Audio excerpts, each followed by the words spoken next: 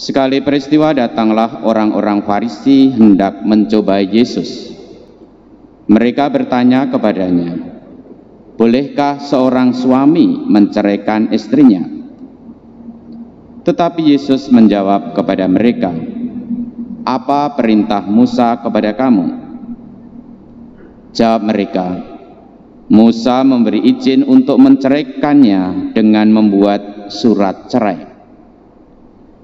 Lalu Yesus berkata kepada mereka, "Justru karena kekerasan hatimulah, maka Musa menulis perintah itu untukmu. Padahal pada awal dunia, Allah menciptakan manusia laki-laki dan perempuan. Karena itu laki-laki akan meninggalkan ayah dan ibunya dan bersatu dengan istrinya, sehingga keduanya itu menjadi satu daging. Demikianlah mereka bukan lagi dua lagi, melainkan satu. Karena itu apa yang telah dipersatukan Allah tidak boleh diceraikan manusia." Ketika sudah tiba di rumah, para murid bertanya lagi tentang hal itu kepada Yesus. Lalu kata Yesus kepada mereka, "Siapa saja yang menceraikan istrinya, lalu kawin dengan perempuan lain, ia berzina terhadap istrinya itu. Jika si istri menceraikan suaminya, lalu kawin dengan dengan laki-laki lain, ia berbuat zina." Demikianlah sabda Tuhan. Terpujilah Kristus.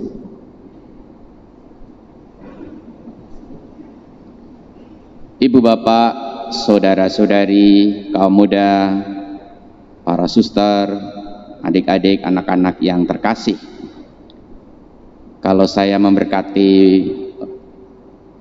pemberkatan pernikahan, biasanya saya bertanya kepada para calon manten, calon mempelai. Pertanyaannya sangat sederhana. Kalau nanti sudah menjadi suami istri, apa yang menjadi tugas utama dari suami istri?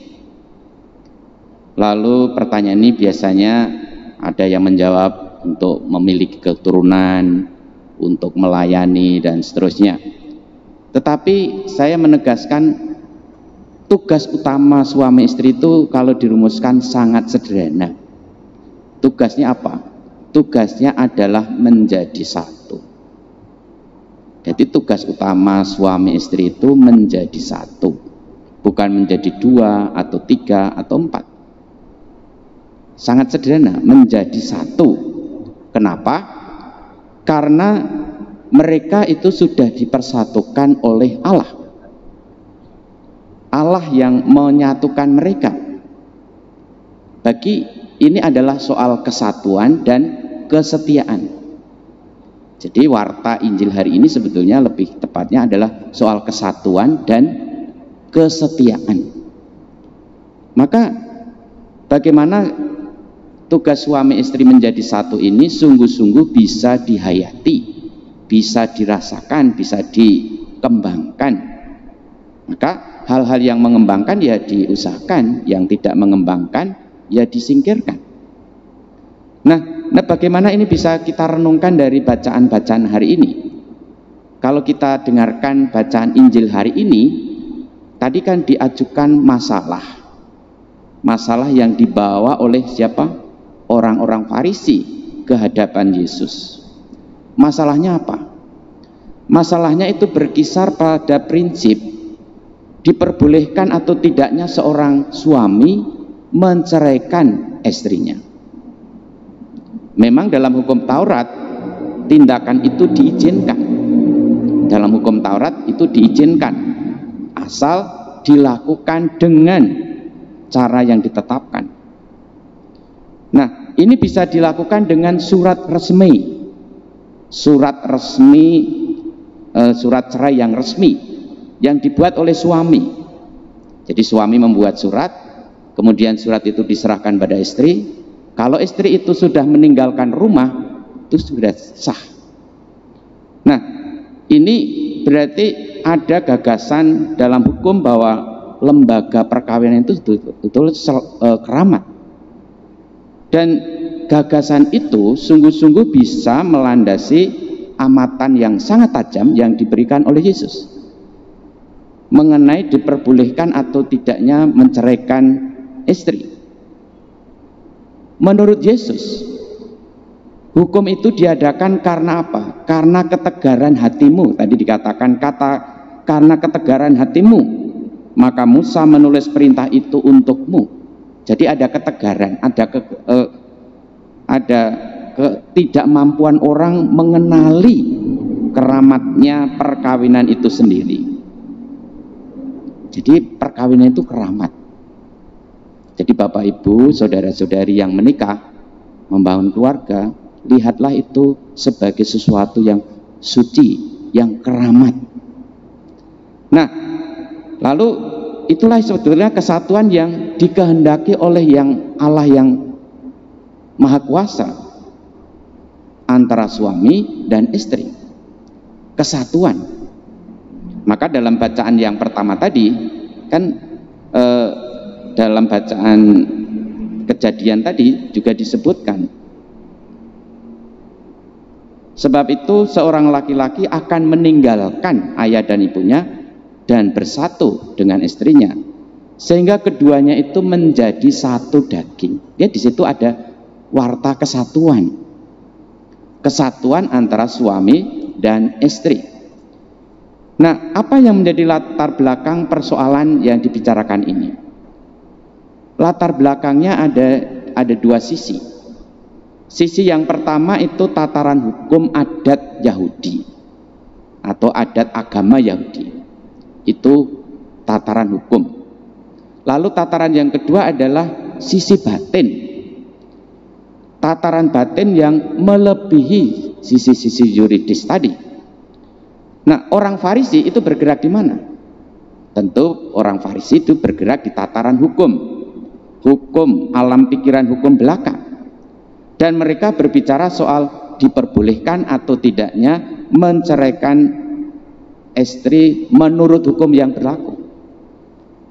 Di masyarakat Yahudi dulu memang suami dapat menceraikan istrinya dengan persyaratan tadi. Tetapi pada tataran batin, Yesus itu mengajak orang untuk melihat, untuk memandang.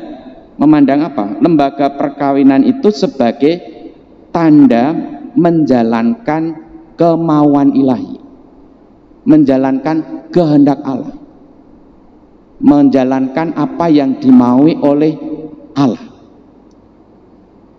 Maka kalau kita renungkan lebih dalam hukum perkawinan Yahudi yang dulu pada waktu itu, alasan terkuat untuk menceraikan istri itu bila istri berbuat zina.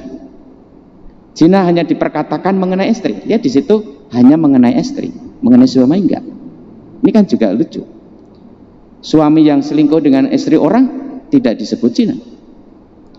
Nah, nanti dalam jawaban Yesus akan diperluas. Maka mereka dulu membedakan antara perbuatan cabul, yaitu perbuatan birahi yang tidak bisa dibenarkan dengan perzinahan, yang hanya dilakukan oleh seorang istri dengan lelaki yang bukan suaminya. Nah, dengan latar belakang seperti ini, maka penegasan Yesus bahwa seorang suami berzina terhadap perempuan yang diceraikan itu pernyataan yang mengagetkan. Tadi dikatakan kan, siapa saja yang menceraikan istrinya lalu kawin dengan perempuan lain, ia berbuat zina terhadap istrinya.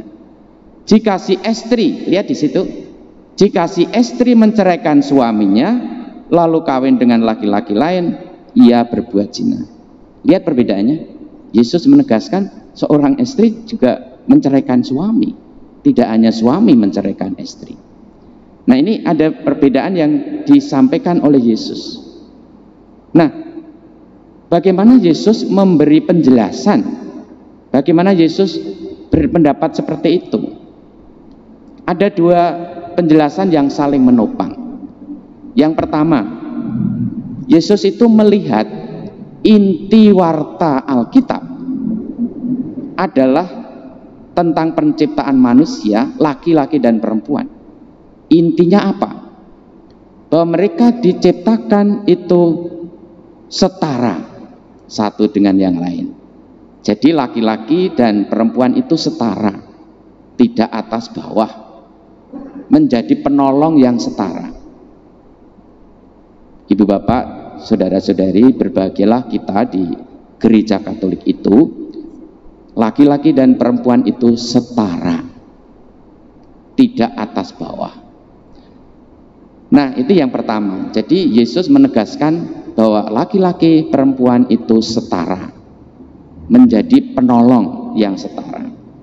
Lalu yang kedua, dalam hukum Roma, dan pada waktu itu kan orang Yahudi itu dijajah oleh kerajaan Romawi.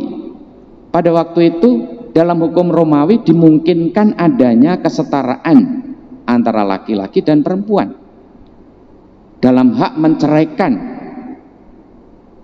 baik suami maupun istri. Orang Yahudi pada waktu itu di bawahkan hukum Romawi, maka dia juga berlaku. Nah, lihat di situ Yesus memberikan perluasan pandangan. Mau yang ditegaskan oleh Yesus apa? Wartanya adalah kesatuan dan kesetiaan.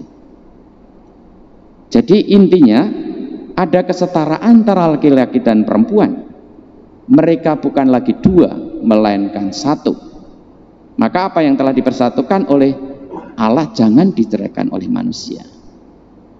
Allah menghendaki kesatuan. Allah menghendaki kesetiaan. Nah, sekarang pertanyaannya gimana ya caranya supaya menjadi satu itu selamanya dan membahagiakan? Bapak Ibu yang sudah membangun keluarga entah itu berapa tahun, pasti juga sudah merasakannya, bagaimana membangun kesatuan ini yang tentu saja kadang-kadang tidak mudah. Tetapi kalau orang itu sudah sejak awal membangun komitmen menjadi satu selamanya, itu akan menjadi sarana untuk membangun kesatuan dan kesetiaan. Oleh karena itu kalau saya biasanya memberikan 3 poin ya untuk membangun kesatuan ini. Yang pertama itu komunikasi. Komunikasi itu kan unsur penting dalam keluarga. Bagaimana keluarga tanpa komunikasi? Ya akan hancur. Maka komunikasi. Lalu yang kedua, komunikasi yang bagus itu dilandasi oleh apa? Oleh keterbukaan, oleh kejujuran. Jadi komunikasi yang jujur. Bagaimana keluarga yang dilandasi oleh komunikasi yang tidak jujur, yang bohong, pasti akan hancur. Lalu yang ketiga itu komitmen. Bagaimana membangun komitmen, dan itu butuh pengorbanan. Kalau yang satu keras, yang lainnya jangan keras. Karena kalau keras sama keras ya hancur. Kalau yang satu sedang bicara banyak, yang satunya yang mendengarkan dulu. Jangan dua-duanya berbicara keras dan akhirnya nggak akan ada solusi. Oleh karena itu mari kita mohon pada Tuhan supaya kita bisa semakin menghayati kesatuan dan kesetiaan dalam keluarga kita masing-masing. Amin. Kemuliaan kepada Bapa dan Putra dan Roh Kudus. Seperti pada permulaan, sekarang, selalu, dan sepanjang segala abad. Amin. Kita hening sejenak untuk merenungkan, meresapkan apa yang menjadi sabda Tuhan untuk kita masing-masing.